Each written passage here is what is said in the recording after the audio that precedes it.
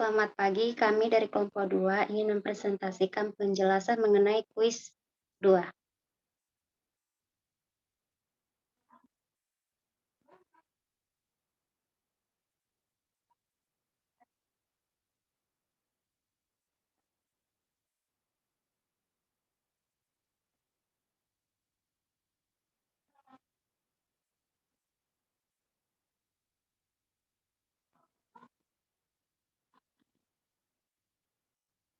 Tahapan prosedur transaksi ekspor dari sisi pihak ekspor.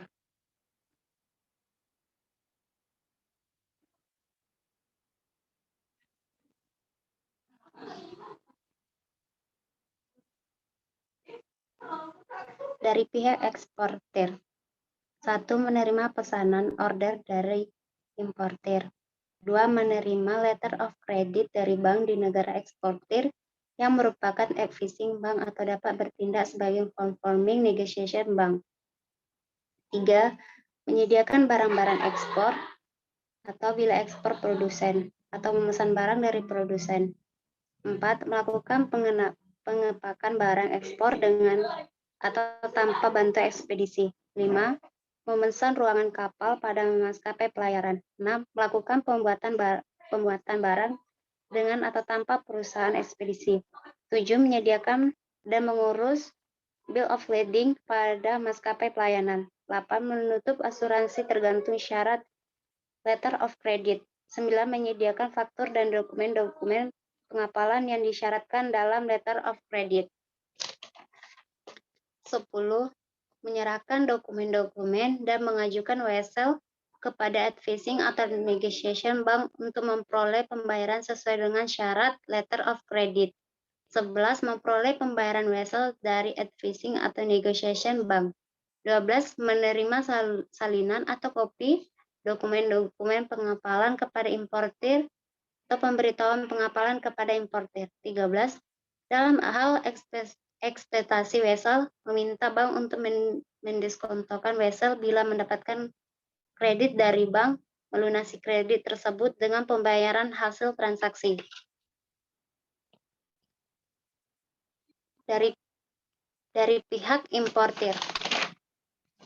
1. Menyampaikan pesan atau order pada eksportir. 2. Meminta bank pembuka letter of credit untuk eksportir atau opening bank yang dapat bertindak sebagai planning bank. 3. Menyelesaikan persyaratan-persyaratan pembukaan letter of credit pada opening bank. 4. Menerima pemberitahuan tibanya dokumen-dokumen pengapalan dari opening bank yang dikirimkan oleh advising atau negotiation bank. 5. Menyelesaikan formulir-formulir impor dan perhitungan-perhitungan asuransi, biaya masuk dan pajak. 6. Melakukan penyorotan pajak, biaya masuk, dan lain-lain. 7. Menebus dokumen-dokumen pengapalan dengan melakukan pembayaran ekspektasi wesel kepada opening bank sesuai syarat letter of credit. 8. Menyerahkan bukti penyelesaian formulir impor dan pelunasan pajak atau biaya masuk yang telah disahkan oleh bank kepada bea cukai untuk memperoleh delivery order.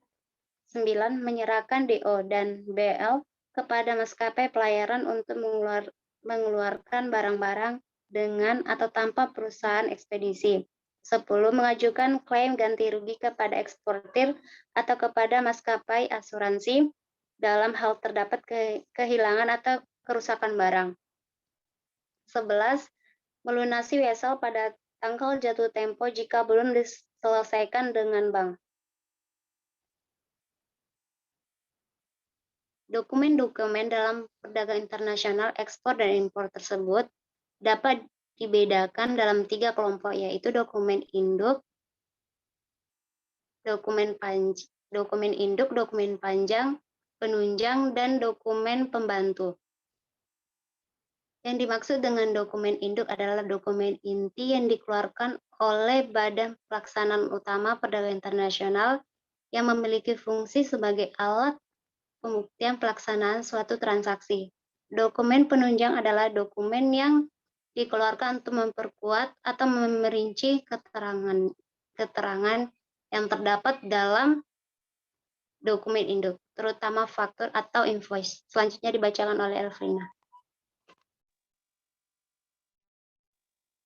Baik, selanjutnya itu ada masalah-masalah apa saja yang muncul di setiap tahapnya. Yang pertama itu masalah yang bersifat eksternal, meliputi hal-hal yang terjadi di luar perusahaan yang akan mempengaruhi kegiatan ekspor impor. Masalah tersebut antara lain kepercayaan antara eksportir dan importir, pemasaran, sistem kuota, dan kondisi hubungan perdagangan dengan negara lain. Keterkaitan dalam keanggotaan organisasi internasional, kurangnya pemahaman akan tersedianya kemudahan-kemudahan internasional. Masalah yang bersifat internal meliputi hal-hal yang terjadi di dalam perusahaan yang akan mempengaruhi kegiatan ekspor-impor. Masalah tersebut antara lain persiapan teknis, kemampuan dan pemahaman transaksi luar negeri, pembiayaan, kurang sempurnanya dalam mempersiapkan barang, kebijaksanaan dalam pelaksanaan ekspor-impor. Selanjutnya itu ada kelompok impor. Dalam perdagangan internasional, memikul tanggung jawab atas terlaksananya dengan baik barang yang diimpor. Hal ini berarti pihak importir menanggung risiko atas segala sesuatu mengenai barang yang diimpor, baik risiko kerugian, kerusakan, keterlambatan, serta risiko manipulasi dan penipuan. Kelompok ini biasanya sering disebut dengan beli atau buyer yang terdiri dari yang pertama itu perusahaan impor, yang kedua upfront importir, yang ketiga importir terbatas, yang keempat importir umum, dan yang kelima sole agent importer. Yang selanjutnya itu cara mengatasi masalah tersebut dapat kita lakukan dengan mengimpor barang-barang yang bersifat khusus yang disebutkan dalam izin tersebut dan tidak berlaku untuk barang lain selain yang telah diizinkan.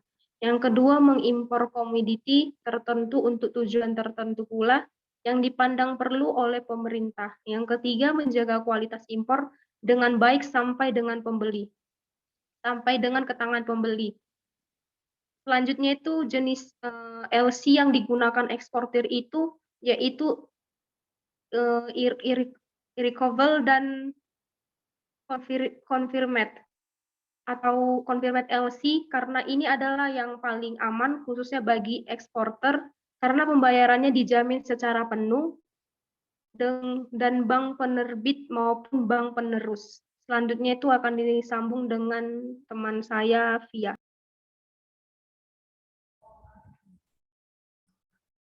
Yang selanjutnya itu adalah jika saya menjadi pengusaha, jenis letter of credit.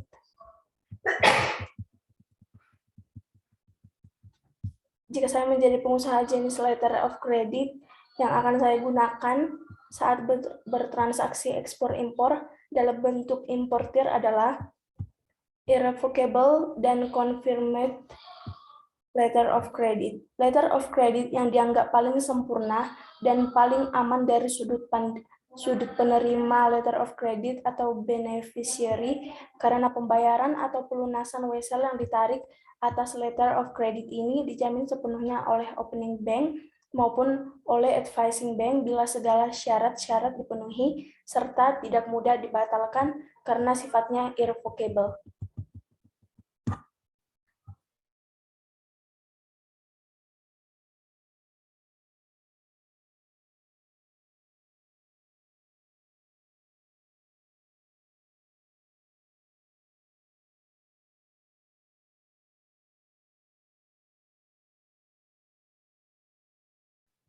Baiklah, demikianlah presentasi kami. Terima kasih.